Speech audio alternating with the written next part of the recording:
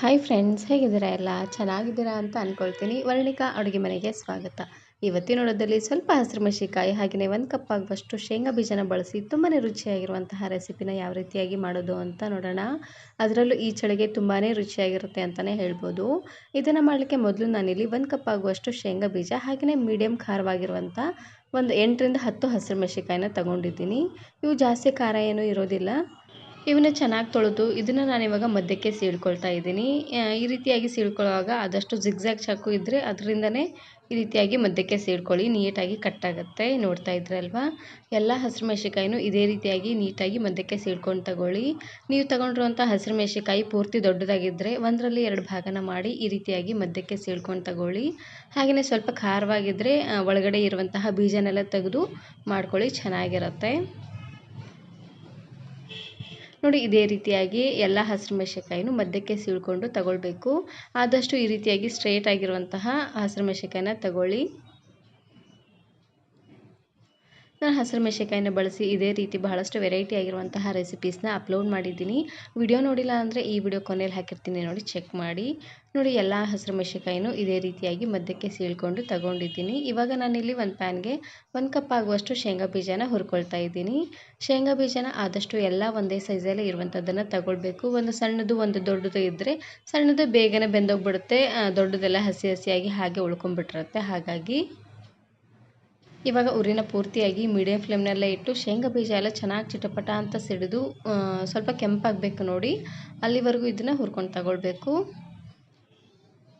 ನೋಡಿ, ಈ ರೀತಿಯಾಗಿ ಚೆನ್ನಾಗಿದು ಕೆಂಪಾಗೋವರೆಗೂ ಹುರ್ಕೊಂಡು ತಗೊಳ್ಬೇಕು. ಇದು ಪೂರ್ತಿಯಾಗಿ ತಣ್ಣಗಾದ್ಮೇಲೆ ಇದರ ಸಿಪ್ಪೆನ ಬಿಡಿಸಿ ಇದನ್ನು ಸ್ವಲ್ಪ ನುಣ್ಣದಾಗಿ ಗ್ರೈಂಡ್ ಮಾಡ್ಕೊಂಡು ತಗೊಳ್ಬೇಕು. ನೋಡಿ, ಶೇಂಗಾ ಬೀಜ ಇಷ್ಟು ಬೆಂದರೆ ಸಾಕಾಗುತ್ತೆ. ನೋಡ್ತಾ ಇದ್ರಲ್ವಾ, ಪೂರ್ತಿ ಕೆಂಪದಾಗೂ ಮಾಡ್ಲಿಕ್ಕೆ ಹೋಗ್ಬಿಡಿ, ಚೆನ್ನಾಗಿರೋದಿಲ್ಲ. ಇಷ್ಟು ಬೆಂದರೆ ಸಾಕಾಗುತ್ತೆ. ಇದನ್ನು ಗ್ರೈಂಡ್ ಮಾಡ್ಕೊಂಡು ತಗೊಳ್ಳಿ. ಇವಾಗ ನಾನಿಲ್ಲಿ ಅದೇ ಪ್ಯಾನ್ಗೆ ಹಸಿರು ಮೆಣಸಿನಕಾಯಿನ ಫ್ರೈ ಮಾಡ್ಕೊಳ್ತಾ ಇದ್ದೀನಿ.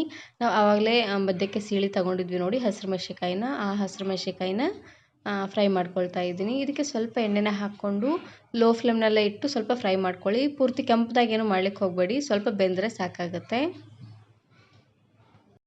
ಒಂದು ಸಾರ್ತಿ ಈ ರೆಸಿಪಿನ ಮಾಡಿ ತುಂಬಾ ರುಚಿಯಾಗಿರುತ್ತೆ ಅಂತಲೇ ಹೇಳ್ಬೋದು. ಅದರಲ್ಲೂ ಈ ಚಳಿಗೆ ಖಾರವಾಗಿ ಏನಾದರೂ ತಿನ್ನಬೇಕು ಅಂತ ಅನ್ನಿಸ್ದಾಗ ಈ ರೆಸಿಪಿನ ಮಾಡ್ಕೊಳ್ಳಿ, ತುಂಬಾ ಚೆನ್ನಾಗಿರುತ್ತೆ. ನೋಡಿ, ಈ ರೀತಿಯಾಗಿ ಸ್ವಲ್ಪ ಕಲರ್ ಚೇಂಜ್ ಆಗೋವರೆಗೂ ಫ್ರೈ ಮಾಡ್ಕೊಂಡಿದ್ದಾದಮೇಲೆ ಇದನ್ನು ನಾನಿವಾಗ ಒಂದು ಪ್ಲೇಟಿಗೆ ಎತ್ತಿಟ್ಕೊಳ್ತಾ ಇದ್ದೀನಿ. ಹಸಿರು ಮೆಣಸಿನಕಾಯಿನೂ ಅಷ್ಟೇ ಪೂರ್ತಿಯಾಗಿ ಸ್ವಲ್ಪ ತಣ್ಣಗಾಗಬೇಕು, ಅಲ್ಲಿವರೆಗೂ ಹಾಗೆ ಇದನ್ನು ಬಿಟ್ಬಿಡೋಣ. ಇವಾಗ ನಾನಿಲ್ಲಿ ಅದೇ ಪ್ಯಾನ್ಗೆ ಸ್ವಲ್ಪ ಎಣ್ಣೆನ ಹಾಕ್ಕೊಳ್ತಾ ಇದ್ದೀನಿ. ಹಾಗೆಯೇ 1 ಚಮಚ ಆಗುವಷ್ಟು ಜೀರಿಗೆ ಮತ್ತು ಸಾಸಿವೆ, 1 ಗರಿ ಆಗುವಷ್ಟು ಕರಿಬೇವು ಸೊಪ್ಪನ್ನು ಹಾಕ್ಕೊಳ್ತಾ ಇದ್ದೀನಿ. ನೋಡಿ, ಜೀರಿಗೆ ಸಾಸಿವೆ ಎಲ್ಲ ಈ ರೀತಿಯಾಗಿ ಸಿಡಿದ ನಂತರ ಮೀಡಿಯಮ್ ಸೈಜಿನ 1 ಈರುಳ್ಳಿನ ಈ ರೀತಿಯಾಗಿ ಸಣ್ಣದಾಗಿ ಕಟ್ ಮಾಡಿ ಹಾಕ್ಕೊಳ್ತಾ ಇದ್ದೀನಿ.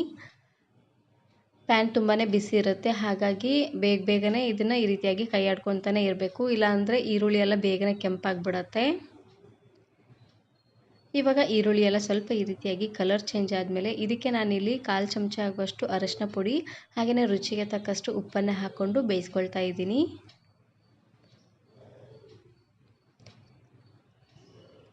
ನೋಡಿ, ಉಪ್ಪು ಹಾಗೆಯೇ ಅರಶಿನ ಪುಡಿನ ಹಾಕ್ಕೊಂಡು ಚೆನ್ನಾಗಿ ಇದನ್ನು ಮಿಕ್ಸ್ ಮಾಡ್ಕೊಂಡು ತಗೊಳ್ಳಿ.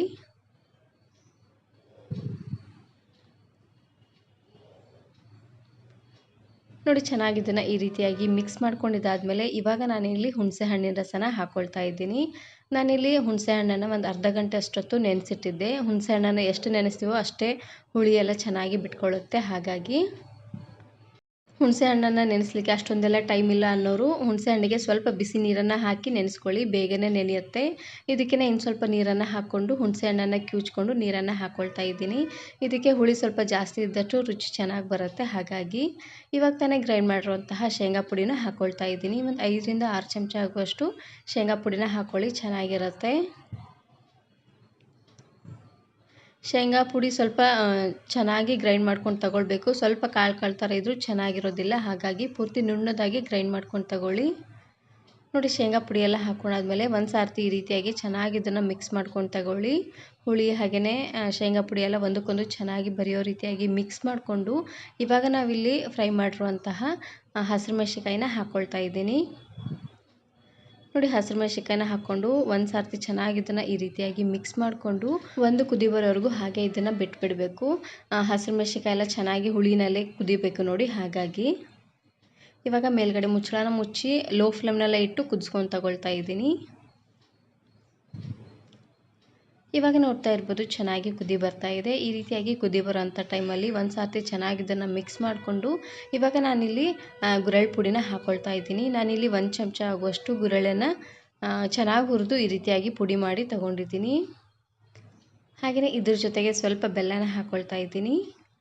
ಬೆಲ್ಲ ಹಾಕೋದ್ರಿಂದ ರುಚಿ ಅಂತೂ ತುಂಬಾ ಚೆನ್ನಾಗಿ ಬರುತ್ತೆ ಅಂತಲೇ ಹೇಳ್ಬೋದು. ಲಾಸ್ಟಲ್ಲಿ ಇದಕ್ಕೇ ಅರ್ಧ ಗ್ಲಾಸ್ ಆಗುವಷ್ಟು ನೀರನ್ನು ಹಾಕ್ಕೊಂಡು ಚೆನ್ನಾಗಿ ಇದನ್ನು ಕುದಿಸ್ಕೊಳ್ತಾ ಇದ್ದೀನಿ. ಹಸಿರು ಮೆಣಸಿನಕಾಯಿ ಎಲ್ಲ ಚೆನ್ನಾಗಿ ಸಾಫ್ಟಾಗಿ ಬೇಯಬೇಕು ನೋಡಿ, ಹಾಗಾಗಿ ಸ್ವಲ್ಪ ನಾವು ಹುರಿದು ಹಾಕ್ಕೊಂಡಿದ್ದೀವಿ. ಇದು ಪೂರ್ತಿಯಾಗಿ ಸಾಫ್ಟಾಗಿ ಬೇಯಬೇಕು ನೋಡಿ, ಹಾಗಾಗಿ ಚೆನ್ನಾಗಿ ಇದನ್ನು ಕುದಿಸ್ಕೊಂಡು ತಗೊಳ್ಬೇಕು. ಲೋ ಫ್ಲೇಮ್ನಲ್ಲೇ ಇಟ್ಟು ಚೆನ್ನಾಗಿ ಇದನ್ನು ಕುದಿಸ್ಕೊಂಡು ತಗೊಳ್ಳಿ. ಇವಾಗ ನೋಡ್ತಾ ಇರ್ಬೋದು ಚೆನ್ನಾಗಿ ಕುದಿ ಬರ್ತಾ ಇದೆ, ನೋಡ್ತಾ ಇದ್ದೀರಲ್ವಾ. ಈ ರೀತಿಯಾಗಿ ಚೆನ್ನಾಗಿದು ಕುದಿ ಬರೋಂಥ ಟೈಮಲ್ಲಿ ಒಂದು ಸಾರ್ತಿ ಈ ರೀತಿಯಾಗಿ ಮಿಕ್ಸ್ ಮಾಡ್ಕೊಂಡು ತಗೊಳ್ಳಿ. ಇದನ್ನು ಆವಾಗವಾಗ ಮಿಕ್ಸ್ ಮಾಡ್ಕೊಳ್ತಾನೆ ಬೇಯಿಸ್ಕೊಳ್ಬೇಕು. ಯಾಕಂದರೆ ನಾವು ಶೇಂಗಾ ಪುಡಿನ ಹಾಕಿದ್ದೀವಿ ನೋಡಿ, ಹಾಗಾಗಿ ಪ್ಯಾನ್ಗೆ ಬೇಗನೆ ಅಂಟ್ಕೊಂಡ್ಬಿಡತ್ತೆ. ಇವಾಗ ಮತ್ತೆ ಮುಚ್ಚಳನ ಮುಚ್ಚಿ ಬೇಯಿಸ್ಕೊಳ್ತಾ ಇದ್ದೀನಿ ನೋಡಿ. ಈ ರೀತಿಯಾಗಿ ಚೆನ್ನಾಗಿ ಇದನ್ನು ಕುದಿಸ್ಕೊಂಡು ತಗೊಳ್ಬೇಕು.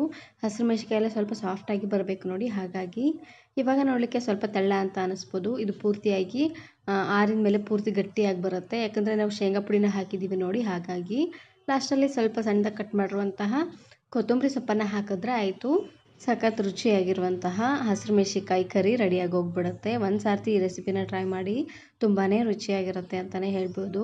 ಇದನ್ನು ನೀವು ಚಪಾತಿ, ರೊಟ್ಟಿ ಹಾಗೆಯೇ ಅನ್ನದ ಜೊತೆ ಎಲ್ಲ ಸರ್ವ್ ಮಾಡ್ಕೋಬೋದು. ತುಂಬಾ ಚೆನ್ನಾಗಿರುತ್ತೆ. ಈ ವಿಡಿಯೋ ಇಷ್ಟ ಆದರೆ ಈಗಲೇ ಒಂದು ಲೈಕ್ ಬಟನನ್ನು ಕ್ಲಿಕ್ ಮಾಡಿ, ಫ್ರೆಂಡ್ಸ್ ಆ್ಯಂಡ್ ಫ್ಯಾಮಿಲಿ ಜೊತೆಗೆ ಶೇರ್ ಮಾಡಿ. ಹಾಗೆಯೇ ಮತ್ತಷ್ಟು ಹೊಸ ರೆಸಿಪಿಗಾಗಿ ವರ್ಣಿಕಾ ಅಡುಗೆ ಮನೆ ಯೂಟ್ಯೂಬ್ ಚಾನಲನ್ನು ಸಬ್ಸ್ಕ್ರೈಬ್ ಮಾಡ್ಕೊಳ್ಳಿ.